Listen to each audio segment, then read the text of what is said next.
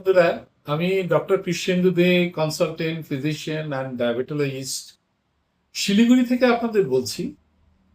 আহ, আপনারা আমাকে অনেকেই প্রশ্ন করেন যে ডাক্তারবাবু, আহ, কি করে আমরা টেনশন, অ্যাংজাইটি বা ব্লাড প্রেশারকে কমাবো?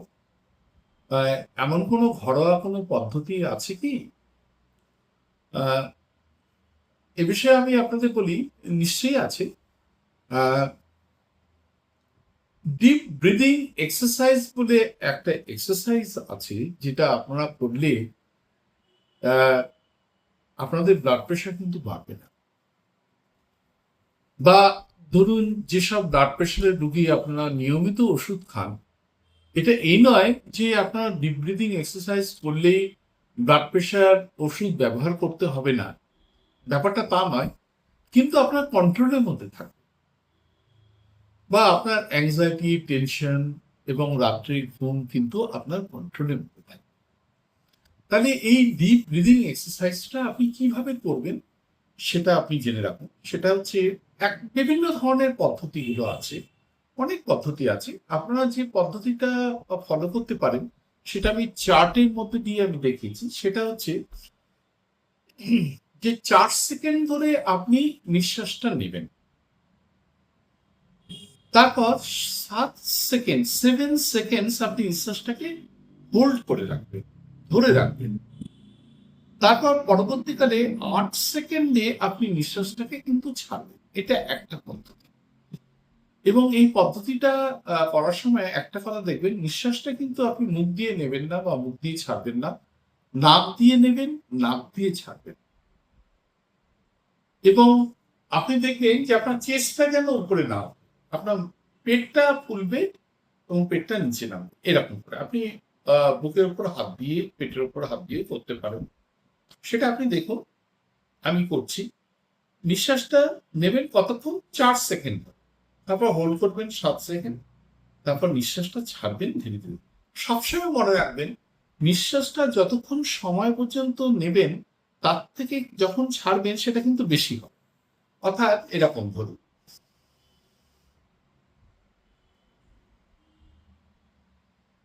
আমি হোল্ড করছি, এবার নিঃশ্বাসটাকে আমি ছাড়ছি।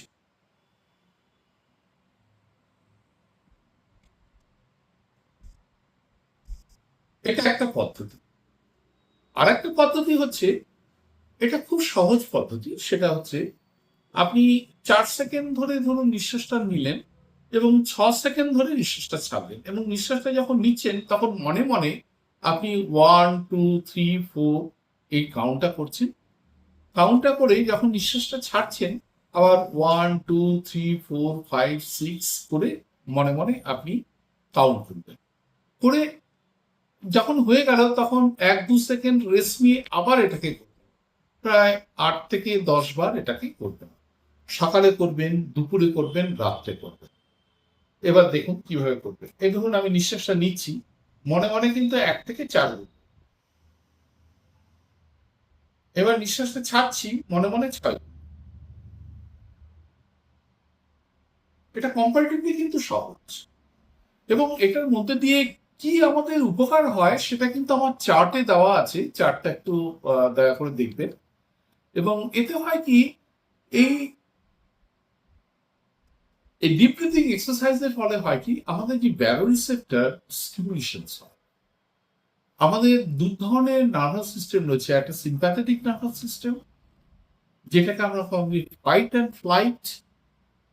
আরেকটা হচ্ছে প্যারাসিম্প্যাথেটিক নার্ভাস সিস্টেম, যেটাকে আমরা বলি রেস্ট অ্যান্ড ডাইজেস্ট। অর্থাৎ আমাদের যখন উত্তেজনা হয়, সকালবেলা যখন আমরা ঘুম থেকে উঠি, বা আমরা যখন খুব দৌড়ঝাঁপ এক্সারসাইজ করি, তখন কিন্তু সিম্প্যাথেটিক নার্ভাস সিস্টেমের স্টিমুলেশন। দেখুন, কিন্তু যখন আমরা শান্ত থাকি, ঘুমোতে যাই, বা ধরুন রাত্রিবেলা, তখন কিন্তু প্যারাসিম্প্যাথেটিক নার্ভাস সিস্টেমটা কিন্তু স্টিমুলেশন। এই ডিপ ব্রিথিং এক্সারসাইজ করলে হয় কি, এই যে প্যারাসিম্প্যাথেটিক নার্ভাস সিস্টেম, যেটাকে আমরা বলি রেস্ট অ্যান্ড ডাইজেস্ট, তার কিন্তু স্টিমুলেশন। এবং প্যারাসিম্প্যাথেটিক নার্ভাস সিস্টেম স্টিমুলেশন হলে হয় কি, আপনার হার্ট রেট কমবে, আপনার প্রেশার কিন্তু কন্ট্রোলের মধ্যে থাকবে, প্রেশার কমবে, এবং ব্লাড প্রেশার যে ভেরিয়েবিলিটি হয় সেই ভেরিয়েবিলিটিটা কিন্তু কমবে। আপনার স্ট্রোকের ইনসিডেন্স কমবে, আপনার হার্ট অ্যাটাকের ইনসিডেন্স কমবে, আপনার শরীরের মধ্যে রক্ত সঞ্চালন অনেক বাড়বে এবং ভালো হবে। এবং এই যে আপনি নাক দিয়ে নিঃশ্বাস নিচ্ছেন, এটা জেনে রাখবেন, নাক দিয়ে আপনি যত নিঃশ্বাস নেবেন তত কিন্তু আপনার নাইট্রিক অক্সাইড জেনারেশন ভালো হয়। এবং এই নাইট্রিক অক্সাইড করে কি, আপনার শরীরে গিয়ে আপনার যে শিরা উপশিরাগুলোকে কিন্তু ডাইলেট করে, তাতে কিন্তু রক্ত সঞ্চালনটা কিন্তু কাজেই সবসময় কিন্তু নাক দিয়ে নিঃশ্বাসটা নেবেন এবং নাক দিয়ে নিঃশ্বাসটা ছাড়বেন। এটা একটা উপকার ভ্যালু আছে।